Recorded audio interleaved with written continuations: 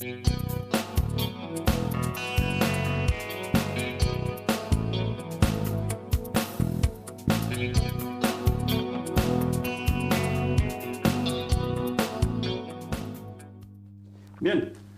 pues entonces creo que en este tema vamos a hablar sobre la existencia del alma, ¿no es cierto? Que es algo importante, no solo para los cristianos, sino para cualquier persona que quiera defender la dignidad sagrada de la persona humana. Podéis comenzar haciendo preguntas. Sí, lo primero que me viene a la cabeza es ¿qué es el alma? El alma lo podríamos definir como un principio espiritual, inmortal, que todos tenemos dentro de nuestro propio ser.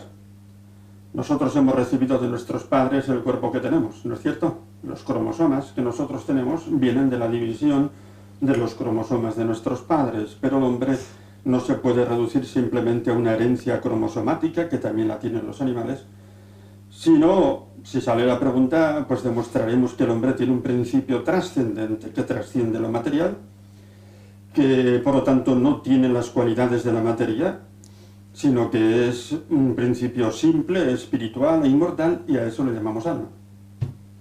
¿De acuerdo? Ese es el nombre que le damos. No vendría... Que viene del latín, anima, eso es lo de menos, el nombre que le damos, pero en el alma han creído pues todas las culturas o religiones que creen en el más allá. No se puede creer en el más allá sin creer en un principio que trasciende la muerte, el alma inmortal. Por ejemplo, los egipcios han creído en la existencia del alma, la filosofía griega también creyó en la existencia del alma. ¿Entendido? Todas las culturas que han creído en el más allá han creído también en la existencia del alma, por supuesto también el mundo judío.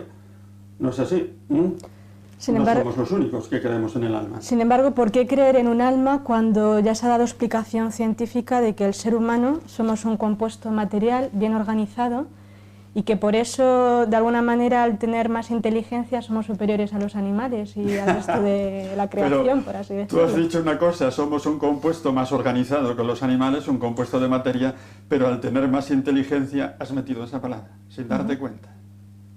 Ahí está la gran diferencia con los animales. Entonces, la inteligencia es decir, el hombre, alma. te voy a poner todavía una respuesta más sencilla. En el hombre tiene acciones que no tienen los animales, que trascienden todo lo que hacen los animales. Te voy a poner uno, aunque si queréis más adelante me preguntáis sobre las pruebas de la existencia del alma. La libertad. ¿Qué es la libertad? Los animales no tienen libertad. Libertad es autodeterminación. Yo me determino a ser cura o no ser cura. Me acuerdo muy bien cuando tomé esa decisión a los 15 años. Fue durante todo un curso con una experiencia fuerte de oración. Yo me determino a venir a este programa o no venir. Yo estoy determinado por los genes que he recibido de mis padres en lo físico. Tengo más o menos salud de acuerdo con los genes que yo he recibido de mis padres. Me determinan, ¿no es cierto? Soy guapo o feo de acuerdo con los genes que he recibido de mis padres. Pero hay una esfera de autodeterminación que trasciende esa determinación genética. Es que me determino yo en muchas cosas de mi vida, muchísimas. Entonces, ¿qué quiere decir? Que hay en mí algo que trasciende lo genético. ¿Me explico? Sí. Por lo tanto, decir libertad es decir espiritualidad, es decir alma. Y tú, hablando de que el hombre es un ser más organizado porque tiene inteligencia, sin darte cuenta has metido la palabra inteligencia, que es la gran diferencia que tenemos con los animales y con la organización cromosomática. Porque somáticamente no nos diferenciamos tanto de un ratón, los humanos, ¿lo sabíais? Nosotros tenemos 30.000 genes y resulta que un ratón anda pues cerca de eso. ¿No es así? Pero indudablemente hay un salto cualitativo cuando hablamos del alma humana. Y os he puesto un ejemplo, el ejemplo de la libertad. Es un poco fuerte decir eso de que hay unas pruebas del alma, algo que no se puede coger, que no se puede probar. Ahí está, ¿se puede probar la existencia del alma, sí o no? Y la respuesta es sí. Ya he dado una, la existencia de la libertad. ¿No es cierto? Vamos a poner más pruebas de la existencia del alma. A mí me salen 8. 8 pruebas de la existencia del alma, pero ya hemos dado una. Creo que la existencia de la libertad como autodeterminación la habéis entendido, ¿no es así? Sí. Bien, hay un científico norteamericano, premio Nobel, que se llama Eccles, y que se convirtió a Dios precisamente haciendo una reflexión sobre el alma. Él era un científico y estaba siempre reflexionando sobre el caso de los gemelos. ¿Quiénes son los gemelos? Los gemelos no son los mellizos. Los mellizos tienen distinto ADN. Uno puede ser chico y el otro chica. Pero los gemelos tienen el mismísimo código genético. Tienen que ser los dos niños o las dos niñas, tienen el mismísimo código genético. Y entonces decía, si los gemelos tienen el mismísimo código genético, ¿cómo es que cada uno de ellos tiene la conciencia de ser un ser distinto? Cada uno tiene la conciencia de un yo irrepetible, absolutamente original, radicalmente distinto del de su hermano. ¿En qué se basa esa conciencia? En la genética no, porque es la misma.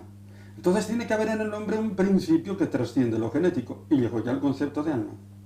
Buscó más pruebas, se convenció y llegó más tarde a la convicción de que el alma solamente se puede entender por creación directa de Dios. Pero si queréis sobre eso me podéis preguntar después. Ahora vamos a seguir con las pruebas de la existencia del alma. Vamos a ver otra prueba. Una vez un amigo mío, sacerdote vasco, me llevó a las cuevas de Santimamiñe, que están cerca de Guernica, para demostrarme que había ahí pinturas prehistóricas y que ahí habían vivido hombres hace más de 30.000 años y que la cultura de ellos pues tiene raíces también, que no solamente existen las cuevas de Altamira como las que tenéis aquí, ¿no? Sino que también nosotros, me decía, tenemos cuevas prehistóricas con pinturas. Bien, entramos y había allí un lecho de pajas en el suelo y le dije, esto no vale, porque un lecho de pajas lo puede hacer un animal. ¿Estáis de acuerdo conmigo, sí o no? Claro. Pero luego ya nos enseñaron con una linterna todas las pinturas. Y entonces había pinturas de caballos, de bisontes. Ah, eso sí, eso es una prueba de que ha existido el hombre. ¿Por qué? Porque los animales no pintan. ¿Estáis de acuerdo conmigo, sí o no? Así es. ¿Estáis de acuerdo conmigo, sí o no? Sí, sí. ¿Por qué? Porque tú no pintas un caballo si no tienes el concepto abstracto de caballo. Si tú no conoces por abstracción lo que es la esencia del caballo. Tú no pintas un bisonte si no conoces por abstracción la esencia del bisonte. Y cuando digo abstracción, concepto abstracto, no quiero decir que es un concepto irreal. No, decir abstracto no es decir que es irreal. Abstracto quiere decir que prescinde de lo físico, de los fenómenos, diríamos, para quedarse con la esencia. ¿Me explico, sí o no? Y eso significa un conocimiento trascendente que trasciende el conocimiento físico. Entonces, indudablemente, las pinturas son un signo de que haya existido el hombre, un ser capaz de tener una inteligencia, capaz de conocer la esencia de las cosas, prescindiendo de lo que es, pues, fenoménico, simplemente. Los animales también tienen un conocimiento sensible, pero no llegan a este conocimiento de la esencia de las cosas y por eso no pintan. Ahí tenéis, entonces. No se puede ser artista sin tener un principio y un conocimiento intelectual. Otra prueba. Perdón, sobre esto, yo he visto en alguna ocasión a alguien que es capaz de enseñarle y he visto monos que han aprendido a pintar, que han hecho algo de eso. Bien, un mono a lo mejor quizá puede imitar lo que hace un hombre, ¿no es cierto? Con mucho adiestramiento y puede pintar y le puede, digamos, puede repetir lo que ve. Pero eso significa que tiene capacidad memorística, porque es decir, los animales también tienen cerebro y en ese cerebro llevan imágenes, ¿no es cierto? Como nosotros. No confundamos el cerebro con el alma. Llevan imágenes y entonces él puede ver unos trazos, guardarlos en su imaginación, ¿no es cierto? Y después pintarlos. ¿No es así? En eso se basa, por ejemplo, el adiestramiento que hacemos con los perros. Si a un perro, por ejemplo, cuando le tocamos una campanilla, le damos para comer unos huesos muy ricos, siempre que oiga la campanilla, vendrá, ¿no es cierto? Porque asocia, ¿no es así? La campanilla con el buen alimento. Capacidad asociativa tienen. Pero eso es muy distinto de la inteligencia. La inteligencia es que yo, por propia iniciativa, pinto un caballo. Eso no lo hará nunca un mono. Y si lo hace, ya me lo enseñarás. Entendido, yo todavía no lo he visto. Pero sigamos adelante. El hombre además tiene otra capacidad, que es poner nombres a las cosas. Esto se va a llamar reloj, esto se va a llamar bolígrafo, esto se va a llamar papel. Ponemos nombres a las cosas y por eso tenemos diccionarios. ¿Tú has visto alguna vez un mono que lleve un diccionario? ¿Por qué? Porque no ponen nombres a las cosas. ¿Y por qué no ponen nombres a las cosas? Porque ni siquiera captan que hay cosas.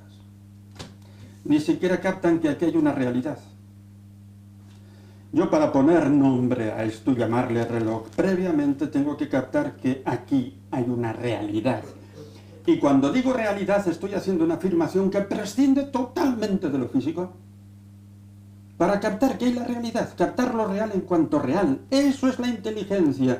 La inteligencia viene de intus legere, leer por dentro. Esto es lo que no hacen los animales. Y por eso no ponen nombres a las cosas. Pero sí que usan las cosas, ¿no? Usan las cosas indudablemente porque tienen capacidad asociativa. Es decir, si ellos experimentan que no sé, que comiendo unos huesos pues se sienten mejor, seguirán comiendo. Eso es capacidad asociativa, pero no ponen nombres a las cosas. Eso no me lo puedes negar. Entonces, indudablemente, el hombre tiene siempre un principio trascendente que trasciende lo físico, como es la libertad, como es la experiencia de sí mismo, ¿no es cierto? Como es poner nombres a las cosas, como hacer pinturas, y podríamos seguir poniendo otras. Y entonces esa capacidad de trascendencia que tienen sus acciones exige que en el hombre haya un principio trascendente. Eso es el alma. Bien, antes ha mencionado las personas primitivas. Entonces yo le quería hacer la siguiente pregunta. ¿La evolución del hombre puede ser que entonces hubiera un salto entre lo que es el hombre primitivo antes de ser hombre para luego ser hombre y aparece el alma? Quiere decir, ¿cómo aparece el alma? ¿Cómo aparece el alma? ¿Cómo aparece? ¿Cuál es su origen? Antes ha mencionado a Dios. Aquí quisiera recordar un pensamiento de Santo Tomás, que era muy inteligente, aunque hoy en día pues la gente no le conoce. Y Santo Tomás en la primera parte de la Suma, cuestión 118, artículo 2, dice que nosotros hemos recibido el cuerpo de nuestros padres. ¿Por qué? Porque la generación es simplemente división de células. Los cromosomas de nuestros padres se han dividido y por eso estoy yo aquí. Pero dice, el alma no se puede dividir. ¿Por qué? Porque es simple, no tiene partes extensas en el espacio. Entonces, si no se puede dividir, no se puede generar. Y por lo tanto solamente se puede explicar por creación directa de Dios. Yo cuando leí ese párrafo de Santo Tomás me emocioné. No hay mayor emoción para el hombre que encontrar la verdad, aunque sea dura, ¿entendido? No hay mayor emoción, el hombre está hecho para la verdad. Eso lo defendía Santo Tomás, hoy en día no se defiende, porque nuestra sociedad nos dice que el hombre está hecho para disfrutar de la vida. ¡No! Yo no digo que no haya disfrutar de la vida, yo disfruto también de la vida, ¿me entiendes? Entre otras cosas porque soy montañero. Pero indudablemente el hombre, como más disfruta, es encontrando la verdad. Cuando encuentra la verdad dice, señores, esto tiene sentido, ¿no es cierto? Merece la pena vivir. Y luego os contaré otra cosa, que no quiero que se me olvide. Entonces Santo Tomás dio esa afirmación. Luego me enteré que esa afirmación era una tradición de la Iglesia, pues desde Lactancio, ¿no? Y encontré cantidad de documentos del magisterio que hablaban de eso mismo. Y el magisterio moderno, en 5 documentos, que os voy a citar, afirma rotundamente que el alma es directamente creada por Dios. Humani Generis, de Pío XII, 1950. Después tenéis el Credo del Pueblo de Dios, de Pablo VI, número 8. Tenéis también aquel documento impresionante de un tal Ratzinger, ¿lo conocéis? Dejadme que os diga una cosa de la que estoy satisfecho. Yo soy alumno de Ratzinger. Yo he sido alumno. Vaya. Cuando él lo estaba pasando mal, cuando él estaba sufriendo, porque tuvo que salir de la Universidad de Tubinga. Entonces fue invitado a dar un cursillo en la Gregoriana. Allí no sabían una palabra de italiano, lo daba en alemán. Ahora el italiano lo habla muy bien. Entonces Ratzinger en el año 1987 sacó un documento de la congregación de la suya, de la fe, sobre bioética, Donum Vitae, 1987. El alma es directamente creada por Dios. Después el catecismo viene a decir exactamente lo mismo, y el último documento que lo dice rotundamente es el número 43 de la encíclica de Juan Pablo II, Evangelium Vitae. Y es que es lo más lógico del mundo. Y por eso, ¿qué ocurre? Que si no se cree en Dios, tampoco se puede creer en alma. ¿Me explico así o no? Claro. Y el hombre queda reducido a materia. El hombre es un animal más evolucionado. Pero entonces el hombre pierde su dignidad sagrada y perdemos el fundamento de la moral. Porque la materia la puedo utilizar para mis fines, ¿sí o no? Hoy puedo comer pollo. ¿Por qué? Porque el pollo es simplemente materia. Sin embargo, yo no te puedo matar a ti. ¿Cómo te llamas? José Luis. No te puedo matar a ti, José Luis. Porque tienes una dignidad sagrada compuesta de cuerpo y alma, lo dice la Veritatis Splendor número 50, y ahí se basa, digamos, la fundamentación objetiva de la moral. Si quitas el alma, cae todo. Es un concepto del que no se puede prescindir. Y ahora que estoy hablando de esto, quiero contaros una cosa. Yo siempre había dicho que el mejor libro de Ratzinger es su libro Escatología. Luego me he enterado que lo ha dicho él. Pero yo lo venía diciendo desde hace muchísimo tiempo, desde que lo leí. Y en el prólogo, Ratzinger afirmaba una cosa que yo creo, lo que yo llamo su segunda conversión. Dice, yo empecé, cuando me metí en el tema de la escatología, pensando que conceptos como el cuerpo y el alma los debíamos a la filosofía griega y que había que purificar la fe cristiana de esas injerencias griegas. Después de estudiar todo esto unos años, me he dado cuenta que el cristianismo en el concepto de alma no debe nada a Grecia.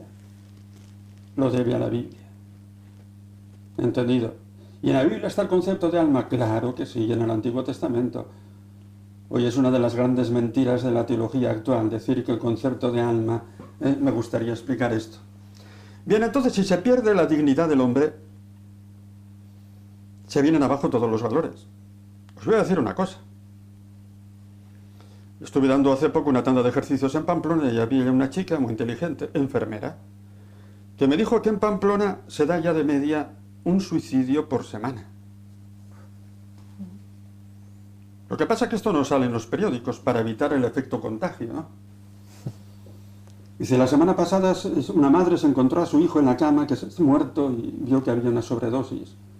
Pero es que la semana anterior se tiró un muchacho de un tercer piso. Pero es que en esa misma semana dos señoras cogieron una habitación en el 7º piso del Hotel Iruña Park y la cogieron para suicidarse juntas. Y así. ¿Qué pasa?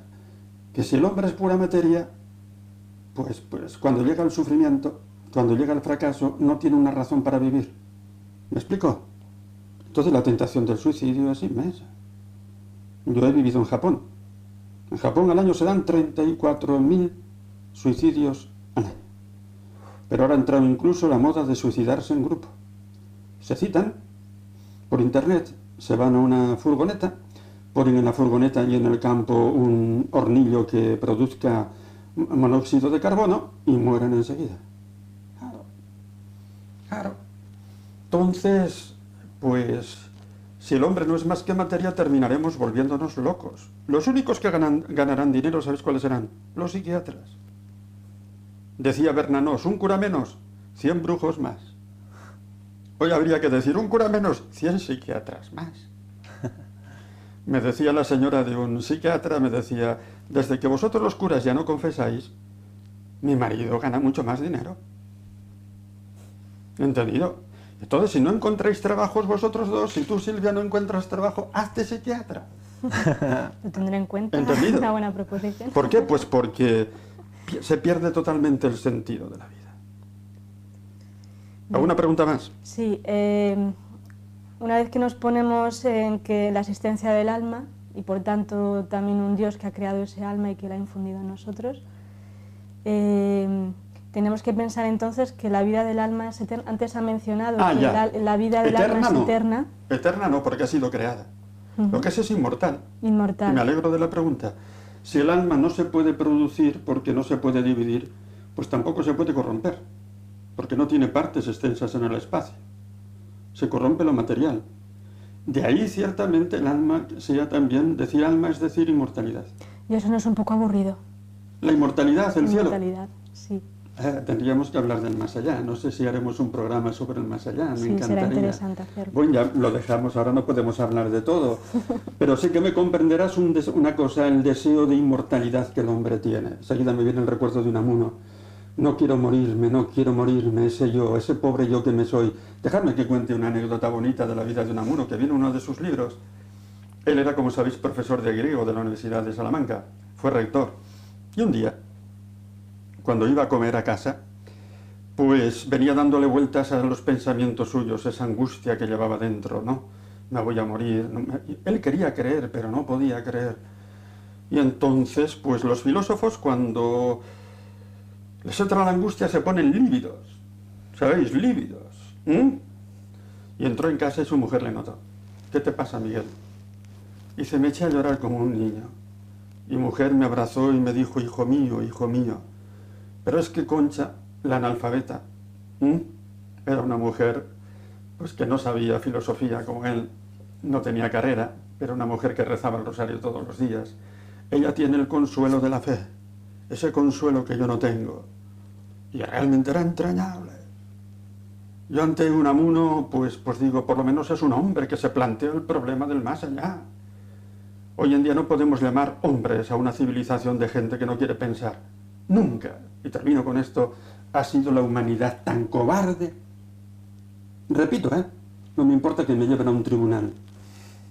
Nunca ha sido la humanidad tan cobarde a la hora de pensar como la humanidad que tenemos hoy en día. Nunca. ¿Usted cree que tendríamos la obligación como seres humanos de plantearnos esta serie de cosas? Es que si queremos tener una dignidad nos tenemos que plantear todos estos interrogantes. Yo repito, necesito una razón para vivir, una razón para amar, una razón para sufrir y una razón para morir.